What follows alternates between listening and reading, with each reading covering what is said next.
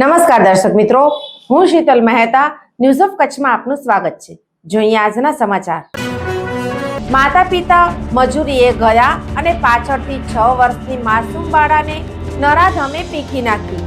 મુન્દ્રા તાલુકામાં ધૃણાસ્પદ બનાવ। મુન્દ્રા તાલુકાના એક ગામની કંપનીમાં મજૂરી કરતા શ્રમિક પરિવારના પતિ પત્ની મજૂરીએ ગયા હતા અને પાછળથી તેની 6 વર્ષની માસૂમ બાળાને હવસખોર ઈસમે પીખી દુષ્કર્મ આચરી ઈજા પહોંચાડ્યાનો ધૃણાસ્પદ બનાવ સામે આવ્યો છે। આ ફિટકાર વરસાવનારા બનાવ અંગે 2 દિવસ પહેલા મુન્દ્રા મરીન પોલીસ મથકે બાળકીના પિતાએ નોંધાવેલી ફરિયાદ મુજબ તેઓ મૂળ ઝારખંડના છે અને પેઢીઓ રડવા અહીંની એક કંપનીમાં પોતે તથા પત્ની મજૂરી કામ કરે છે।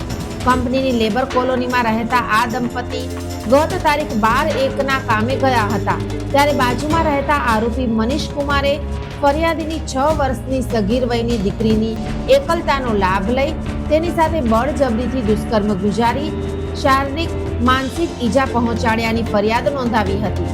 આ ધૃણાસ્પદ બનાવની વિવિધ ભારે કલમો તળે મુન્દ્રા મરીન પોલીસે ફરિયાદ નોંધીને આરોપીને પકડી પાડ્યો છે।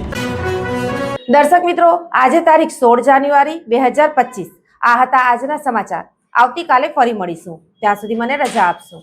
નમસ્કાર।